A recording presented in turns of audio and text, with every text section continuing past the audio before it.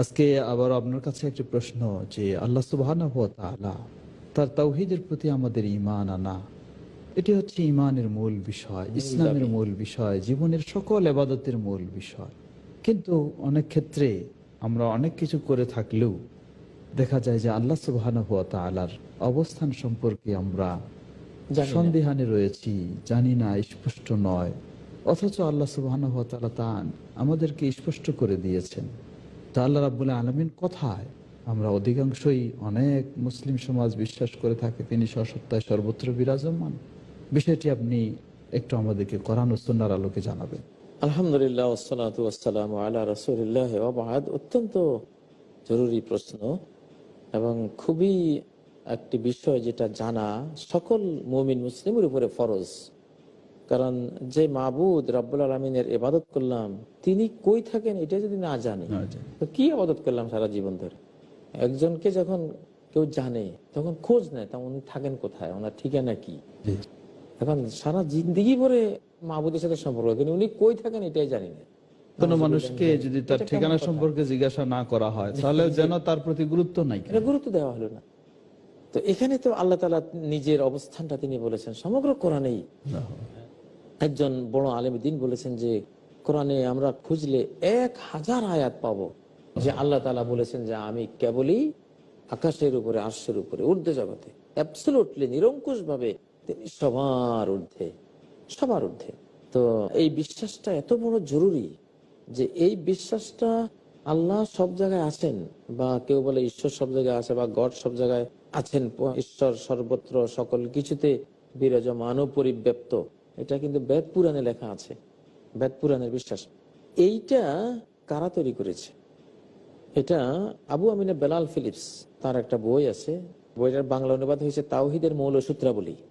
ওই বইতে তিনি উল্লেখ করেছেন যখন মূর্তি পূজা, তারপরে গাছ পূজা, গুরু পূজা, পাদার পূজা, এগুলি ফাদার পূজা যখন হয় তখন এই পূজারীরা তাদের গুরুদেরকে একটা প্রশ্ন করে যে আমরা আপনাদেরকে কেন আমরা শ্রদ্ধা করবো, আপনাদেরকে কেন আমরা কুর্নিশ করব, কারণটা কি?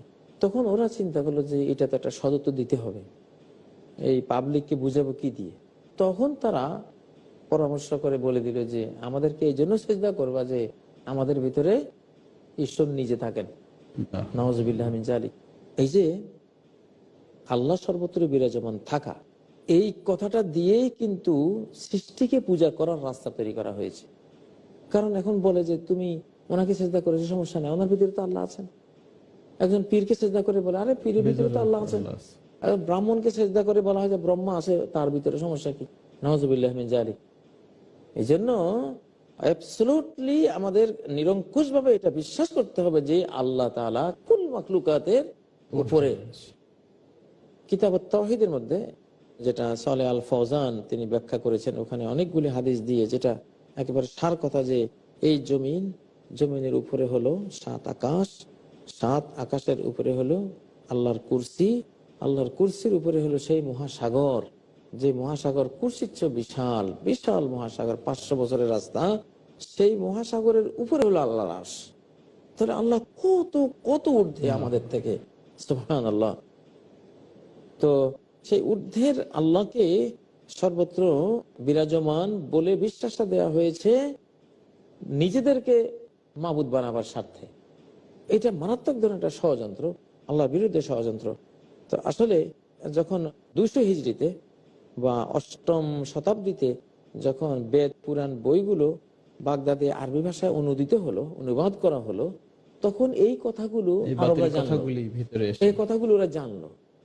আর ইরাক হলো যত ফিতনা ফাসাদের মূল আখড়া, রাসুল কুফরে নাহওয়াল মাশরিক। নবীজি বলেছেন যে কুফরের মাথায় হলো পূর্ব দিকে, মানে নবীজির মদিনা থেকে পূর্ব দিকে ইরাকের দিকে ইশারা করে বলেছেন। তো এই ইরাক থেকেই 8ম শতাব্দীর দিকে এই বিশ্বাসটা যে আল্লাহ সব জায়গায় আছেন, এই বিশ্বাসটা মুসলমানদের সমাজে ঢোকে। এর আগে কোনো মুসলিমরা এটা কল্পনাই করতো না যে আল্লাহ সব জায়গায়। আল্লাহ আরশের উপরে, বাস আর রহমান আল্লাহ রহমান আরশের উপরেই। নবী সাল্লাল্লাহু আলাইহি ওয়াসাল্লাম মেরাজের রাতে তিনি আল্লাহর সাথে কথা বলতে গেলেন, ঊর্ধ্ব জগতে গেছেন তিনি। তো আল্লাহ সব জায়গায় যদি বিরাজমান থাকতেন তার ওখানে যাওয়ার কোনো প্রয়োজন নেই, কোনো প্রয়োজন নেই। তারপরে কুল মাখলুকাত, এটা আমরা জানি কোনো বিপদে পড়লে মানুষ উপরের দিকে তাকায়, আল্লাহর কাছে দোয়া করে, উপরের দিকে চায়, তার মানে তার আল্লাহ উপরের দিকে। একটা কুকুর, একটা পিঁপড়া, একটা সাধারণ মাখলুকও যখন কোনো বিপদে পড়ে উপরের দিকে চায়, আল্লাহর দিকে চায়। তো কদনারা তাকাল্লুবা ওয়াজহিকা ফিস সামায়ে, নবীজি যখন কেবলা পরিবর্তনের জন্য উনি উদ্গ্রীব ছিলেন, বাইতুল মুকাদ্দাস থেকে কেবলাটা পরিবর্তন হয়ে মক্কামুখী হোক, তো তিনি তো কদনারা তাকাল্লুবা ওয়াজহিকা ফিস সামা, নবীজি বারবার আকাশের দিকে তাকাচ্ছেন। তো উনি আকাশের মোহতারাম, দিকে আসলে তাকাচ্ছেন। এই অত্যন্ত চমৎকার ভাবে আপনি বলছিলেন। একটা বিষয় যদি আমরা লক্ষ্য করি, মানুষ যখন সেজদায় যায় তখন কিন্তু তার মাথা নিচের দিকে নিয়ে নিচের যায়। দিকে যায়। কিন্তু দেখুন, ইসলাম ওই সেজদায় গিয়ে কেউ যেন কখনো ধারণা না নিয়ে আসে যে আল্লাহ সুবহানাহু ওয়া তাআলা হয়তো নিচে আছে। আল্লাহ সেখানে দোয়াই দিলেন, সুবহানা রাব্বিয়াল আ'লা। সুবহানা রাব্বিয়াল আ'লা। আ'লা, আল্লাহ আমার রব কিন্তু সবার ঊর্ধ্বে। সবার ঊর্ধ্বে। এই জন্য সিঁড়ি দিয়ে নিচে নামতে সুবহানাল্লাহ, মানে আল্লাহ এই নিম্নগামিতা থেকে পবিত্র, পবিত্র। উনি ঊর্ধ্বে, সুবহানাল্লাহ। আর ঊর্ধ্বে যখন উঠি সিঁড়ি দিয়া, তখন বলি আল্লাহু আকবার, আমি আর কি উপরে উঠলাম, আল্লাহ এরও উপরে, আরো ঊর্ধ্বে, আরো উনি বড়, সুবহানাল্লাহ। তো এইটাই সুতরাং আমাদের বিশ্বাস রাখতে হবে যে আল্লাহ সুবহানাহু ওয়া তাআলা সর্বত্রই তিনি রয়েছেন, সর্বসময়ে তিনি রয়েছেন সবার ঊর্ধ্বে, সেই মহান আরশের ঊর্ধ্বে রয়েছেন, আরশের উপরেই। এখানে তবে আরেকটু যেহেতু অনেকগুলি আয়াতে আছে পাওয়া যাচ্ছে যে আল্লাহ সুবহানাহু ওয়া তাআলা বলছেন ওয়া হুয়া মাআকুম আইনামা কুনতুম, তোমরা যেখানেই থাকো না কেন আল্লাহ সুবহানাহু ওয়া তাআলা তোমাদের সাথে রয়েছেন। তাহলে এর ব্যাখ্যা আপনি কি দিবেন? জি জি, হ্যাঁ, এটা একটা প্রশ্ন। অনেকে তো যখন ওই মাসলা আমরা বলি যে আল্লাহ সবকিছুর ঊর্ধ্বে, তখন খালি খাসাখাসি করে, হুজুরকে আজকে এমন দলিল আছে। দেব সূরা কাহফের 16 নম্বর আয়াত 17 নম্বর আয়াত দিয়া এখনই ধরবো, ওয়া হুয়া মাআকুম আইনামা কুনতুম ওয়া নাহনু আকরাবু ইলাইহি মিন হাবলিল ওয়ারিদ, সূরা আল হাদীদের 4 আছে ওয়া হুয়া মাআকুম, এখানে আছে ওয়া নাহনু আকরাবু ইলাইহি।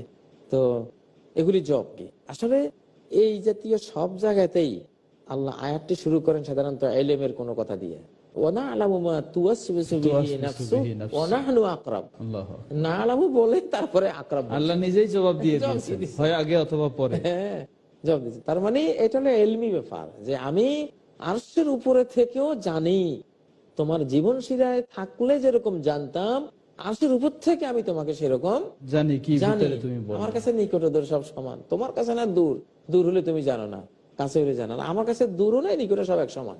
আল্লাহু আকবার। তো এটাও না'লামু দিয়ে শুরু করেছেন। তারপরে সূরা হাদীদের যেখানে আছে ওয়া হুয়া মাআকুম আইনামা কুনতুম, তিনি তোমাদের সাথে আছেন যেখানে থাকো না কেন, সেখানে আয়াতটা শুরু হলো ইয়ালামু মা ইয়ালিজু ফিল আরদি, ইয়ালামু দিয়ে শুরু, আল্লাহ। হ্যাঁ, এবং আবার শেষও ওয়া হুয়া আলিমুম বিযাতিস সুদূর, শেষেও ইলম, শুরুতেও ইলম। তার মানে উনি যে তোমার সাথে আছেন, এটা হলো জ্ঞানের দিক। জ্ঞানগতভাবে উনি তোমার সবকিছু দেখতেছেন, ওনার জ্ঞান তোমার সাথে আছে, তুমি কিছুতেই তার জ্ঞানের বাইরে যেতে পারো না। রব্বানা ওয়াসি'তা কুল্লা শাইইন রাহমাতাও ওয়া ইলমা, হে রব, আপনার রহমত, আপনার ইলম সবকিছুকে বেষ্টন করে রেখেছে, আপনার ইলমের বাইরে কোনো জিনিস যেতে পারে না। ওয়া আন্নাল্লাহা আহাতা বিকুল্লি শাইইন ইলমা, যে আল্লাহ তাআলা তার জ্ঞান দিয়ে সব জিনিসকে বেষ্টন করে রেখেছেন, তার জ্ঞানের বাইরে যাওয়ার কোনো সুযোগ নেই। তাহলে এটা হলো আল্লাহ আরশের উপরেই, কিন্তু ওনার জ্ঞান সর্বত্র, ওনার দৃষ্টি সর্বত্র, ওনার শ্রুতি সর্বত্র, ওনার রহমত সর্বত্র, ওনার কুদরত সর্বত্র। ধন্যবাদ মুহতারাম, আপনি খুব সুন্দরভাবে এটা স্পষ্ট করে দিয়েছেন। আরেকটি বিষয় আপনার কাছে জানতে চাই, তাওহীদ আল আসমা ওয়াস সিফাত, আল্লাহ সুবহানাহু ওয়া তাআলার সুন্দর নাম, অপূত পবিত্র গুণাবলীর ক্ষেত্রে তার যে একত্ববাদ। তো আল্লাহ সুবহানাহু ওয়া তাআলা কোরআনুল কারীমে নিজেই তার অনেক বৈশিষ্ট্য তুলে ধরেছেন, কিন্তু আমরা যদি মনে করি যে আল্লাহ সুবহানাহু ওয়া তাআলার কোনো আকার নেই, নিরাকার, এই ধরনের কথাটি বলার কতটুকু কোরআন সুন্নাহ সম্মত হবে একটু জানাবেন? জি, নিরাকার বলা এটাও তো নাস্তিক্যবাদের কথা। নিরাকার বললে তো কোনো অস্তিত্বই থাকে না, যার কোনো শুরুতে নেই, আকারে নেই, কিছুই নেই, তার তো কোনো অস্তিত্ব থাকার কোনো সুযোগ নেই।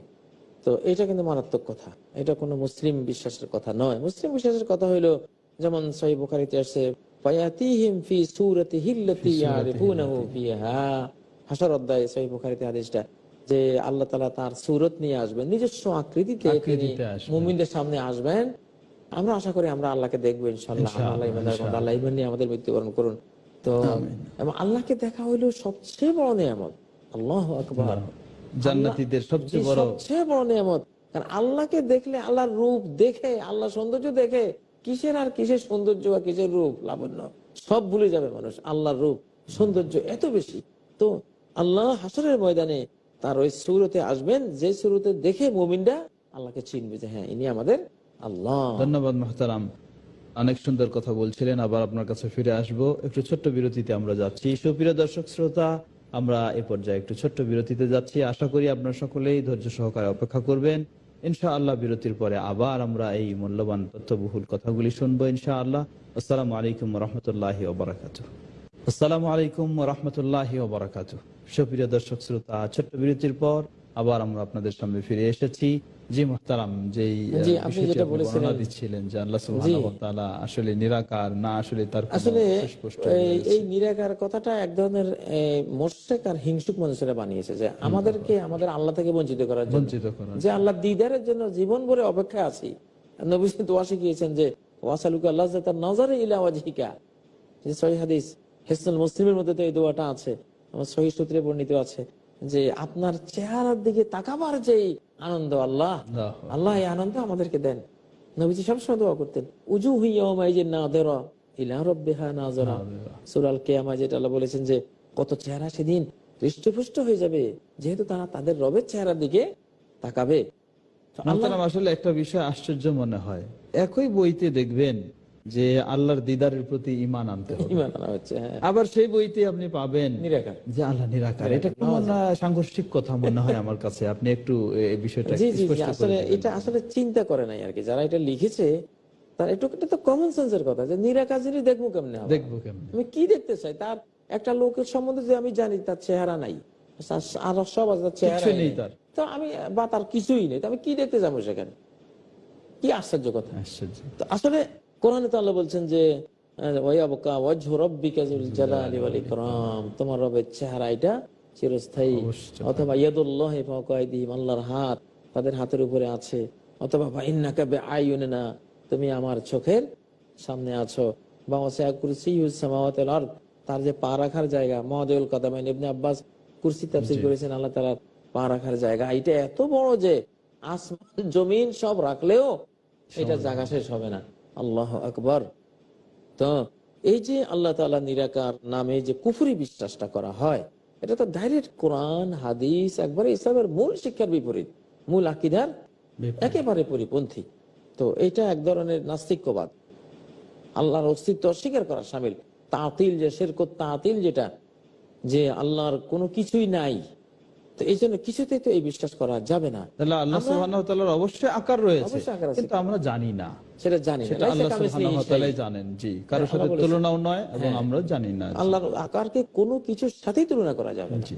ওনার আকার ওনারই মতো, কামা ইয়ালিকু বিজালালিহি, আল্লাহর জালাল সৌন্দর্যের সাথে যেটা খাপ খায় সেরকম। এখন যদি কেউ বলে যে যেমন ইলমুল গায়ব একমাত্র আল্লাহর সিফাত, সুন্দর একটি কথা নিয়ে এসেছেন মুহতারাম। আসলেই আমিও মনে মনে চিন্তা করছিলাম আপনাকে আরেকটি প্রশ্ন করব। সেই প্রশ্নটি হলো এই যে আল্লাহ সুবহানাহু ওয়া তাআলার সিফাতগুলির মাঝে একটি হলো তিনি একক গায়েবের মালিক, কিন্তু কেউ যদি বিশ্বাস করে যে নবী সাল্লাল্লাহু আলাইহি সাল্লাম বা নবীগণ গায়েব জানেন, অথবা জিন গায়েব জানে, অথবা কোনো বুজুর্গরা ভবিষ্যতের কিছু তথ্য জানে, অথবা জ্যোতিষীরা জানে, তাহলে এই বিষয়ে আপনি কি বলবেন? জি, যেটা বলেছেন আসলে আশ্চর্য। এখন টিয়া পাখিও গায়েব জানে। আল্লাহ আমাদের আশপাশে দেখি যে ওই যে বাজারে ছিটি কতগুলো নিয়ে বসে থাকে, খাঁচা একটা আছে আর ছিটি কয়েকটা আছে। টিয়া পাখিকে বললে সে একটা ছিটি তোলে, আর ছিটির মধ্যে লেখা আছে আপনি তো শিশুকালে একবার পানিতে পড়েছেন, আরো একবার পড়তে পারেন। তারপরে আপনার অনেক ফাঁড়া আছে, আপনি বিদেশে যাওয়ার জন্য টাকা দিয়ে আপনি ঠকেছেন, মানে যেগুলি সাধারণত মানুষের মধ্যে হয় সমস্যা হয়, স্টাডি করে ওগুলি লেখা। এখন টিয়া পাখি যদি গায়েব জানতো, তো সেই টিয়া পাখির এই দুর্দশা কেন? সে আজকে গাছে গাছে বেড়াইতো কত আরামসে, সে তোমার মতো এক ফকিরের এই খাঁচার মধ্যে বন্দি কেন? বা এইভাবে সে তোমার কাছে এমন ভাবে বন্দি হলো যে সে তার নিজের জাতির কথাই ভুলে গেছে, সে এমন ভাবে সে বিপদগ্রস্ত এখানে। তো যাই হোক, নাউজুবিল্লাহ, এইটা আল্লাহ বলেছেন কুল্লা ইয়ালামু মান ফিস সামাওয়াতি ওয়াল আরদিল গায়বা ইল্লাল্লাহ, বলো আসমান জমিনে আল্লাহ ছাড়া আর কেউ গায়েব জানে না। আমরা সূরা হাসরের সর্বশেষ যে 2-3টা আয়াতে যে আলিমুল গায়ব ওয়াশ শাহাদা হুয়ার রহমানুর রহিম, তিনি দৃশ্যমান অদৃশ্যমান সব জিনিস তিনি জানেন, আর কেউ জানে না। তো এটা আলিমুল গায়বি ফালা ইউযহিরু আলা গায়বিহি আহাদা, সূরা জিনের একবার সর্বশেষ পর্যায়ে যে আয়াতটি আছে যে আল্লাহ আলিমুল গায়ব, তিনি তার গায়বের ব্যাপারে কাউকে জানান দেন না ইল্লা মানির তাদামির রসুল, তবে যাকে তিনি গায়েবের খবর দিতে চান। গায়েবের একটা হলো এলমুল গাইব, আর একটা হলো খবরুল গাইব। গাইবের খবর, খবরুল গাইব, এলমুল গাইব একমাত্র আল্লাহ। এইটা কোন নবীর ব্যাপারে আল্লাহ বলেন নাই যে বাস তিলকা মিন এলমিল গাইবে নুহি হে ইলাইক, এটা এলমুল গাইব তোমাকে দিলাম, এটা না। তিলকা মিন আম্বাইল গাইব, এগুলি গাইবের খবর। তো খবরুল গাইব আর এলমুল গাইবের মধ্যে পার্থক্য হলো এলমুল গাইব আল্লাহ কাউকে দেন নাই, ওটা শুধু ওনার সিফাত, ওনার গুণ। আর খবরুল গাইব, গাইবের খবর নবী রাসূলদেরকে যা যা দরকার ছিল সুসংবাদটা দিয়েছেন যে আপনি এই কাজ করেন, এই কাজ করেন। এগুলো তো যেমন সালাত, সালাত আমরা কই পেতাম, এটা খবরুল গাইব। আল্লাহ গায়েব থেকে নবীকে জানিয়েছেন আমার জন্য এত রাকাত সালাত পড়া, এইভাবে রুকু করা, এইভাবে সিজদা করা, এগুলি সব সেটা তো খবরুল গাইব, গাইবের খবর। তো গাইবের খবর সেটাও কোনো নবী ছাড়া কিন্তু কেউ পাবে না, একমাত্র যারা নবী তারাই সে খবরটা পাবেন। তো এই জন্য এলমুল গাইব একেবারে আল্লাহর অধিকার, আল্লাহর গুণ। এলমুল গাইবে আল্লাহর কেউ শরীক নেই। কেউ যদি মনে করে যে ফিসে গায়েব জানেন, টিয়া পাখি গায়েব জানে বা অমুক তমুক গায়েব জানে, তাহলে তো একবারে মুশরিক, শিরকে আকবার। সে শিরকে আকবারে লিপ্ত হলো, কারণ ষষ্ঠার কোনো গুণ সৃষ্টির উপরে প্রয়োগ করা, এটা তো শিরকে আকবার। ষষ্ঠার কোনো গুণ সৃষ্টির মধ্যে থাকতে পারে না, সে ক্ষমতা এদের নাই। এমনকি সমস্ত ফেরেশতারা মিলে যখন বিভিন্ন জিনিসের নাম তারা জানতে পারলো না, বলতে পারলো না, ওরা কি বললো? লা ইলমা লানা ইল্লা মা আল্লামতানা, আপনি যা শিখিয়েছেন এর বাইরে কোনো ইলম নাই। এত পাওয়ারফুল ফেরেশতারা বলে দিলেন যে যদি গায়েব জানতো তাহলে তো আদমের আল্লাহ তাআলা কি শিখেছেন তারাও তারা জেনে ফেলতে পারতো, সেগুলি তারা বলতে পারতো। কিন্তু একটা উত্তর দিতে পারেনি, বরং তারা বলেছে লা ইলমা লানা ইল্লা মা আল্লামতানা, বাস এটা হলো কথা। তারপরে সুলাইমান আলাইহিস সালাম তিনি মসজিদে আকসা যখন নির্মাণ করছিলেন, বাইতুল মুকাদ্দাস মসজিদ যখন নির্মাণ করছিলেন, তিনি তো একটা লাঠির উপরে ভর দিয়ে দাঁড়িয়ে আছেন। ওই সময় ওনার রূহ কবজ হয়ে গেছে, উনি কিন্তু মরে গেছেন, কিন্তু ওইভাবে ওই লাঠির মধ্যে ভর দিয়ে হেলা দিয়ে তিনি দাঁড়িয়ে আছেন। জিনরা মনে করছে আরে সুলাইমানের সামনে, সুলাইমান আলাইহিস সালামের সামনে তারা ধুমসে কাজ করতেছে, মসজিদ নির্মাণের কাজ তারা করতেছে। তো আল্লাহ নিজে বলেছেন ফালাম্মা খাররা তাবায়্যানাতিল জিন্নু আল্লাহু কানু ইয়ালামুনাল গায়বা মা লাবিসু ফিল আযাবিল মুহিন, যে যখন উই পোকায় ওনার লাঠিটা খেয়ে ফেললো, খেয়ে ফেলার কারণে উনি পড়ে গেলেন। যেহেতু নবীদের দেহ তো পচে না, ইন্নাল্লাহা হারামা আলাল আরদি আন তাকুলা আজসাদাল আম্বিয়া, নবীরা মারা গেলেও পচবেন না, পৃথিবীর বুকে 1000 বছর থাকলেও তারা পচবে না, কারণ জমিনের অধিকার নেই ওনাদেরকে পচাবার বা খাওয়ার। এই জন্য উনি তো যেমন ছিলেন মৃত্যুর পরও তেমনই আছেন, টাটকা একবারে সুন্দর মতো, যেহেতু নবী। এই জন্য জিনেরা বুঝে নাই, জিনেরা এর আগে মনে করতো যে আমরা গায়েব জানি, এগুলি দাবিও করতো আমরা গায়েব জানি, কিন্তু ওই ঘটনার পরে